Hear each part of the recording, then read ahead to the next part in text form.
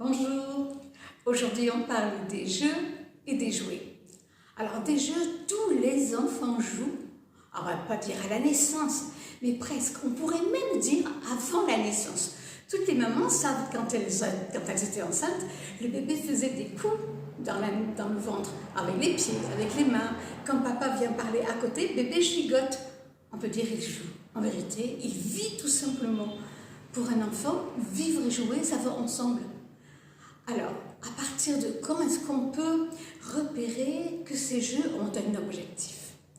Quand les bébés sont tout petits, le premier objectif de son activité, c'est de découvrir son corps, d'apprendre à coordonner ses mouvements. Le mouvement qui va de sa main à sa bouche est un mouvement à découvrir. De sa main à son pied. Les enfants vont faire plein de gestes objectifs, maîtriser les trajectoires, maîtriser la perception des choses qui les entourent. Leur vision est très mauvaise. Ils ne voient pas bien les couleurs, ça ne sert à rien de mettre des beaux pastels, ils ne les voient pas, ils voient des couleurs vives. Et ils n'ont pas une idée claire des distances. C'est quelque chose qui s'affine avec le temps. Donc, premier je vis, je découvre mon corps et j'apprends à maîtriser ses capacités. Ils vont faire des choses que nous ne pouvons plus faire. Mettre le pied sur la figure. Vous arrivez, vous, à mettre votre pied sur votre figure? Moi, je ne peux pas. Donc, les bébés vont commencer à maîtriser leur corps. Ils vont prendre possession de leur corps. Ils commencent par la tête et ça va descendre. Quand un bébé commence à bien maîtriser ses pieds, ça veut dire qu'il tient sa tête, ça veut dire qu'il tient assis, ça veut dire qu'il commence à se tenir debout et ça veut dire qu'il est supposé être propre, par exemple. Il est propre parce qu'il contrôle déjà ses fesses, vu qu'il contrôle ses pieds et qu'il a commencé la prise de contrôle par la tête. Donc, toute une série de jeux objectifs, je prends possession de mon corps. Ensuite, il y a d'autres jeux qui sont en lien avec l'environnement. Le bébé apprend, comment il veut dire, à apprivoiser sa maman. Il lui fait des sourires, il lui fait des petits il fait du charme. Objectif, je veux que tu m'aimes, et si tu m'aimes, tu vas bien t'occuper de moi. Et si tu t'occupes bien de moi, moi je vais n'aimer que toi. En gros, c'est le principe de l'attachement. Donc les bébés vont avoir une série de mimiques qui est, comment je dirais, les prémices du dialogue avec la maman. Et avec les papas et les frères et sœurs qui sont autour. Il fait un peu de charme à tout le monde. Objectif, enclencher le processus d'attachement. Donc, ce sont les premiers besoins que l'enfant a, auxquels il répond par des activités que nous appelons parfois jeux. Ce sont des besoins, il répond à ses besoins tout simplement. Et vu que ce n'est pas un travail académique, alors on parle de jeux. On va parler de jeux pendant longtemps. Ensuite, les enfants vont commencer à jouer avec des objets. Il y a un grand écart entre jouer avec ou sans objet. Beaucoup de parents disent que « Oh, mais ça revient cher d'acheter des jouets pour les enfants. » Ben non, normalement, ça ne devrait pas revenir cher, mais ça demande du temps. Alors, quand on n'a pas de temps, on achète les jouets. Et les jouets vont faire ce qu'on aurait pu faire avec du n'importe quoi à la maison si on avait pris le temps. Exemple, on achète un hochet. Mais il y a plein de choses dans la maison qui pourraient faire ce bruit de hochet. On a tous des boîtes plastiques. On a tous des breloques qui promènent par-ci et par-là. On pourrait faire un hochet avec une petite boîte en plastique et des breloques dedans. Ça ne nous aurait pas coûté un sou. Mais on ne prend pas le temps. Alors, ce jouet va remplacer le temps qu'on ne prend pas pour être à la disposition de l'enfant et lui proposer quelque chose de commercial. On va jouer cette stratégie de « j'achète au lieu de jouer avec toi » pendant longtemps. Jouer avec l'enfant, c'est le temps qu'on lui donne, c'est le temps cadeau. Si vous jouez à la poupée avec vos petites filles, ce qui les intéresse, c'est que vous fassiez quelque chose pour leur poupée. Et elles vont apprendre avec ça. Elles vont apprendre si vous faites de la couture pour les habits des poupées. Elles sont ravies du temps que vous passez. Et pour le jeune enfant, le temps que vous passez avec lui est bien aussi précieux que toute forme de jouet. La petite fille qui va au marché avec maman est partie pour jouer. Elle est partie regarder tout ce que maman va raconter. Qu'est-ce que c'est? D'où ça vient? Combien ça coûte? comment elle discute avec la marchande, comment est-ce qu'elle marche d'un stand à l'autre. Le marché, c'est une vraie leçon pour la petite fille. Après, on va inventer à l'école des activités de visite de marché. Ce n'est pas forcément nécessaire.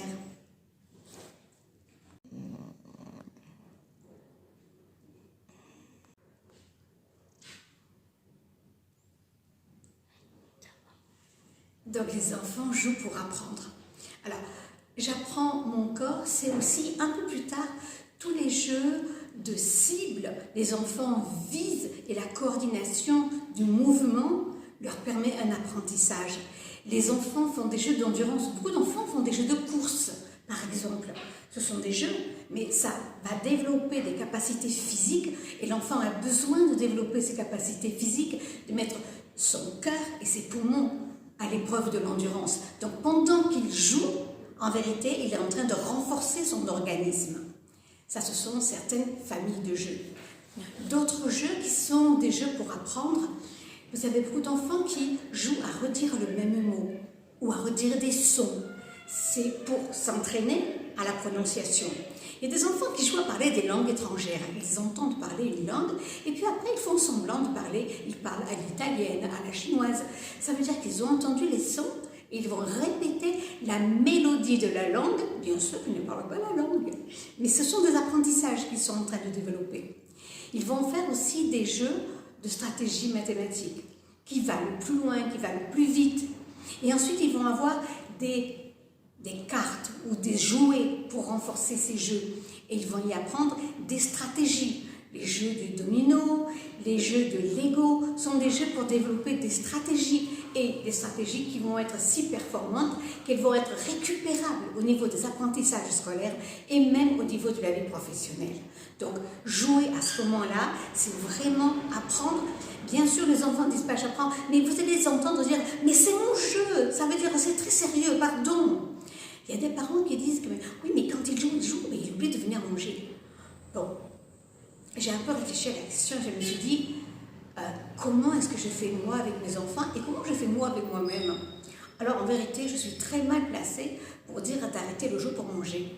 Parce que moi, la première, quand j'ai un bon roman ou un bon film, je vais sauter l'heure du repas. Je ne vais pas aller manger. Je mangerai plus tard. Mais pour le moment, je finis mon livre, je finis.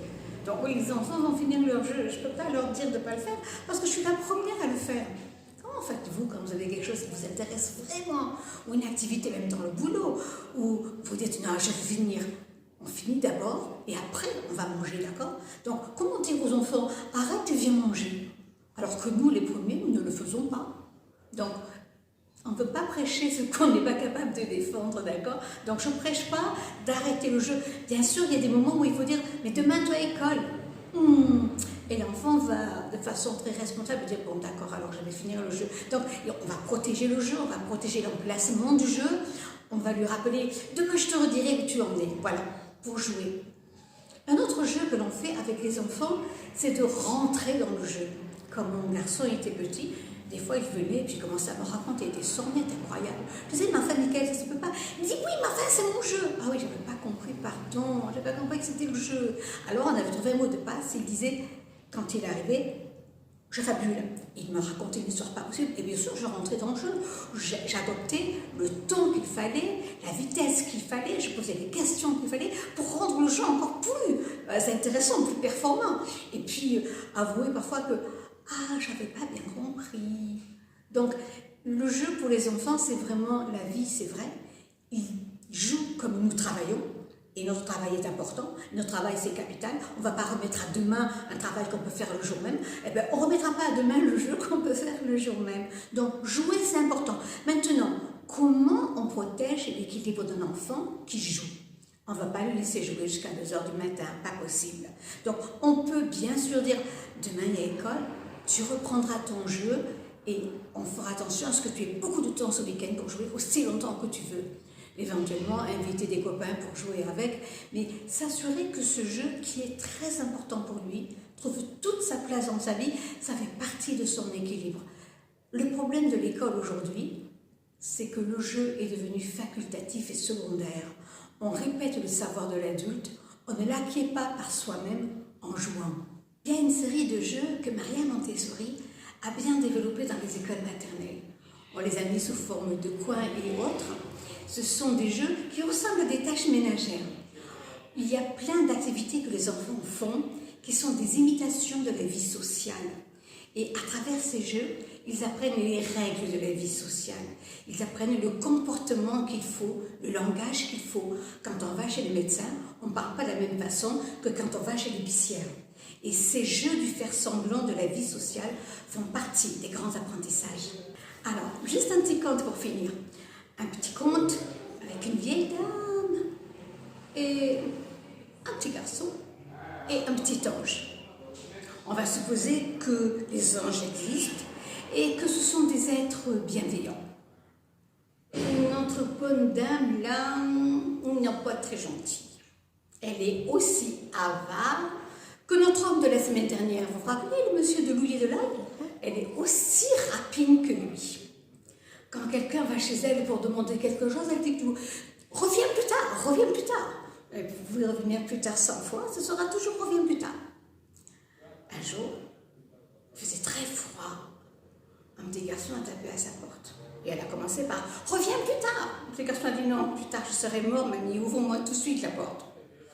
La vieille a dit « Son petit ange lui a dit « Allez, pour une fois, fais un petit effort ». Oh, un petit effort. Oh, si on fait des efforts avec tout ce qui frappe à la porte, hein, finalement on va devenir pauvre. Bon, mais quand même, allez, pour une fois, elle s'est laissée convaincre. Elle a ouvert la porte, elle a regardé une espèce de petit plein de guenilles là, qui se présente devant la porte. Oh, il ne ressemble à rien. Il est mal coiffé, il est mal vêtu, elle est tout rouge. Elle doit être malade. Alors vite, vite, elle va chercher un oignon, juste un seul oignon. Elle lui donne, elle dit, tiens, voilà. Et elle le pousse dehors. Le petit garçon prend l'oignon. Et puis il s'en va un peu plus loin, trouver un peu de pain, un quignon bien dur, bien sec. Et il mange son oignon avec son quignon. Et pour un instant, quand même, il est un peu content. Et le petit ange dit que, pour une fois, il a réussi à lui faire quelque chose de gentil. Ça fait combien de temps qu'il lui susurre des mots doux et que franchement, elle ne sait rien dire, cette dame, papa, reviens plus tard. Puis le temps passe et la vieille dame meurt. Tout le monde doit mourir un jour. Et le petit ange va au paradis avec sa vieille dame. Il tape à la porte. Saint-Pierre, imaginons que c'est ce qu'il s'appelle Saint-Pierre. En tout cas, la porte s'ouvre. Et derrière la porte, il y a une personne qui dit « Ah, cette dame ne peut pas rentrer ici. » Petit ange commence à pleurer. « Mais j'ai fait tellement d'efforts pour cette dame. Tu ne peux pas lui sauver une petite place. » Ah, Saint-Pierre dit « Je suis désolée, mon petit, mais... Bon, écoute, je vais parler avec le grand maître et on va voir ce qu'il va dire. » Saint-Pierre est reparti. À son retour, il apporte 1000 brins d'oignons. Il les a mis en tresse et ça fait une grande tresse bien solide. Et la dame, tout d'un coup, se retrouve en enfer. Avec tous les autres qui crient, qui piaillent, qui hurlent. On imagine que l'enfer, c'est pas joli, hein. Et elle voit cet oignon et cette longue tresse des 1000 oignons. Le maître avait décidé 1000 pour 1. Donc voilà ces 1000 oignons bien tressés. Elle s'accroche et le petit ange tire, et elle s'accroche. Le petit ange tire. Mais tous les autres damnés au fond de l'enfer, ils ont vu cette tresse d'oignons et ils s'accrochent avec la vieille dame. Et eux aussi veulent monter le long de la tresse d'oignons. La vieille dame crie, donne des coups de pied, donne des coups de coude. Mais rien à faire. La tige d'oignon est restée trop longtemps en enfer. Elle a brûlé. Et la vieille dame est tombée avec tous les autres damnés. Le petit ange est remonté voir Saint-Pierre en disant « Mais Saint-Pierre, la petite dame, elle est restée en enfer. » Saint-Pierre lui dit « Enfin, petit ange, un seul oignon pour toute une vie. Pour le paradis, tu crois que ça suffit ?